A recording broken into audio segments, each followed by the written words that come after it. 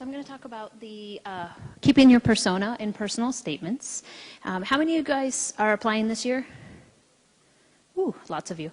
How many have a first draft or second draft of your personal statement? Ooh, congratulations, gunners. How many of you are like, I applied through VSLO and I have like kind of a rough draft? It's okay, you're normal, it's fine. How many of you haven't started? It seems daunting, overwhelming. It's all right, this is for you as well. We'll get there. Procrastinators unite. And how many of you are not applying this year and this is like far in the future? That's okay, this will help too. All right. So I'm the clerkship director at Case Western.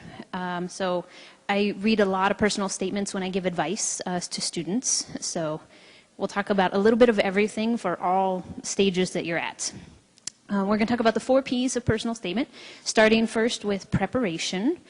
So your personal statement kind of requires a lot of self-reflection. You got to think about who you are, how'd you get here? More importantly, why emergency medicine? So your personal statement getting into medical school was all about why you want to be a doctor. This time it's why do you want to be an emergency physician? Of course, in retrospect, your whole life has been leading to this point, clearly. That's okay. Right.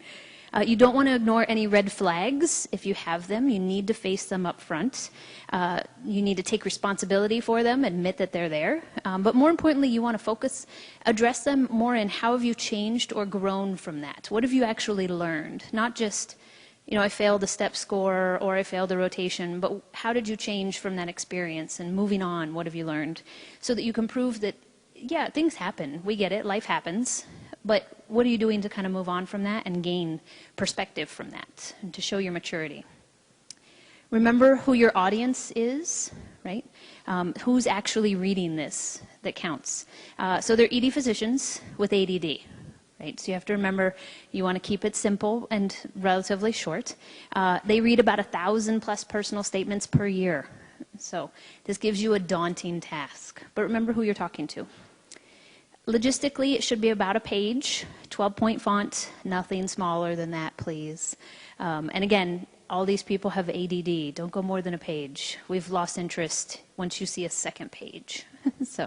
And although your ERAS is submitted electronically, most of your personal statements are actually printed out and read on paper still. So be cognizant of that. Moving on, we're going to talk about your pen to paper. So back to your 4 Ps. So your first draft is never going to be the best one, right? And a lot of you who are struggling with where to start, your first is going to be the worst draft. So first worst draft. It's always better to have a horrible first draft rather than nothing at all. So it's okay that it's not going to be perfect. You just need to get something on paper. The downside to you is that you have this conflict between you need to stand out and be the special snowflake that you are, but also you need to blend into all other EM applicants and not be too out there and weird, right? You want to be our kind of normal. So it's a difficult task, admittingly. So what do you write about? When you have a room that looks like this with 1,000 rough drafts, that's okay. Again, you guys are on the normal spectrum of not knowing kind of where to start. It's okay.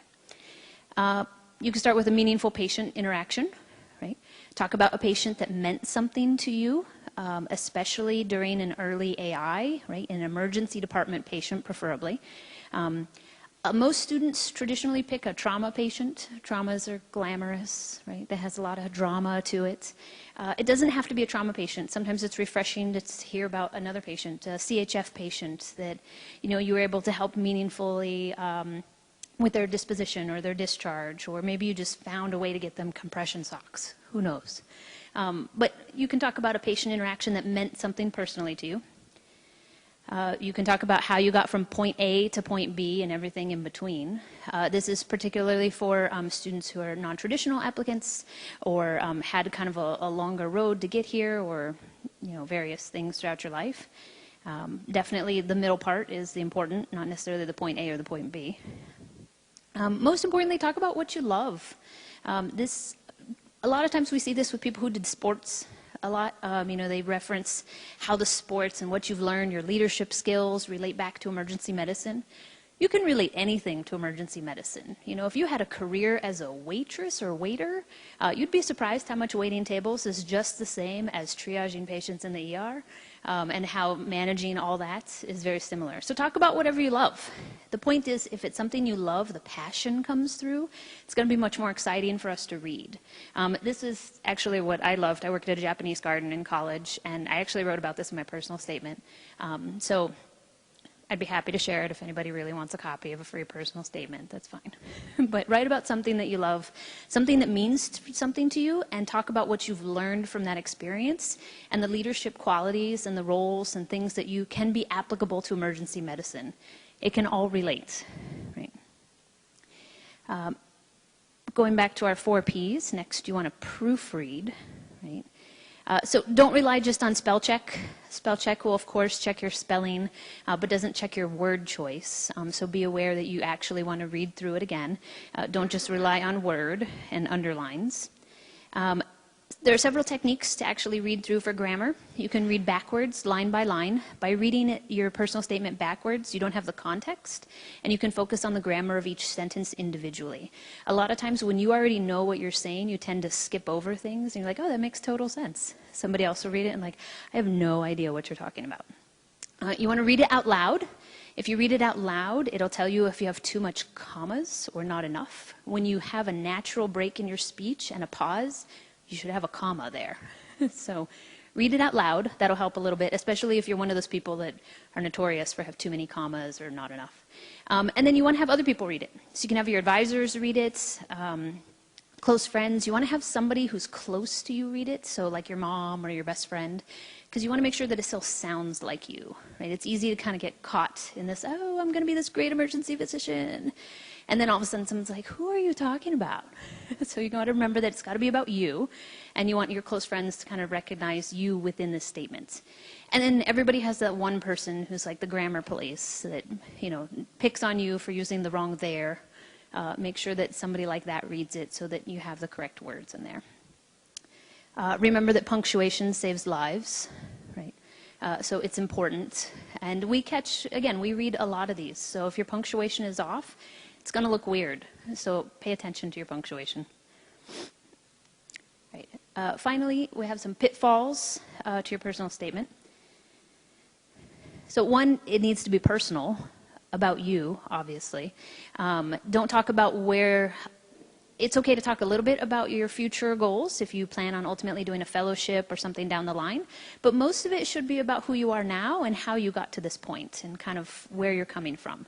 It needs not necessarily to be about the future you, but you currently. It's okay to start with quotes, a lot of people do. Just make sure that they're meaningful, because you'll be asked about that quote on every interview ever, and probably multiple times. So make sure it actually means something to you and you're willing to talk about it several times over the next several months.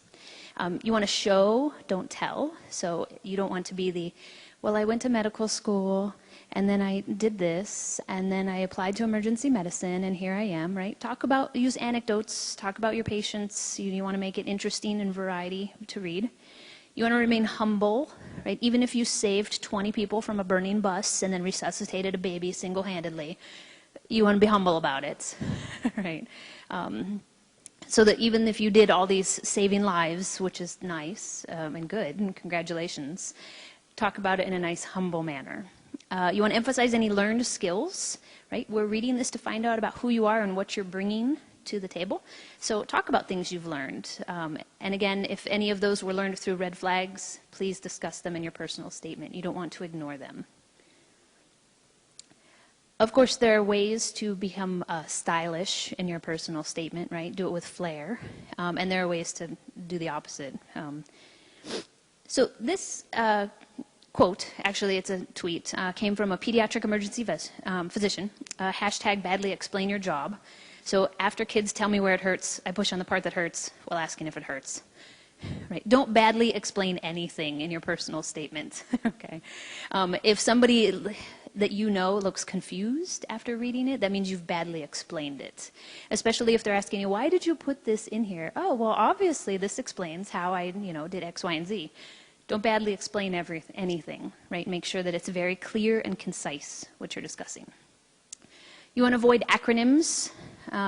Obviously, if you're participating in EMRA or SAEM, we know those acronyms. But if your medical school has a specific student-run clinic that has some kind of acronym that it's called, spell it out for us. We have no idea what you're talking about. So be very clear if you're talking about something personal to your school or your state that other people is not generalizable.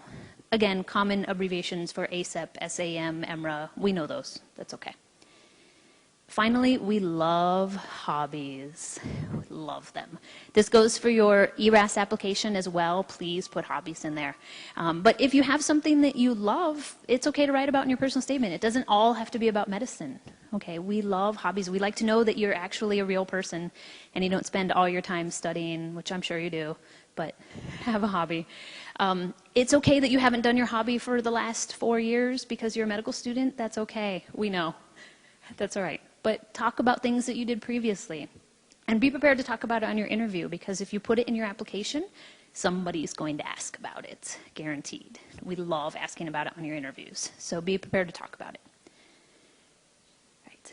Summary, that's it. This is my email. If you want me to read your personal statement, I'll be happy to read a personal statement. Full disclosure, I'll be on maternity leave in August. So get it to me before then. Although this is an email that I do check on my cell phone. So if you want, that's fine. If you're a last minute respondent, I'm okay with that. Any questions? Yeah.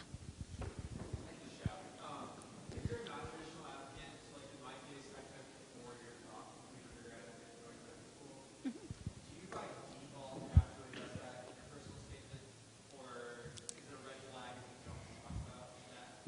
Do you talk about it elsewhere in your application? Well, I'm not applying. Okay, so you have options. It needs to be in your application somewhere because everyone wants to know, well, what have you been doing, right?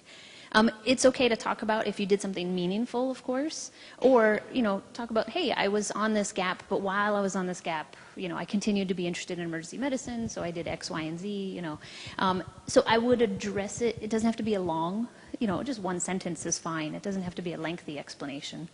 But something to say, hey, I took a break. That's fine.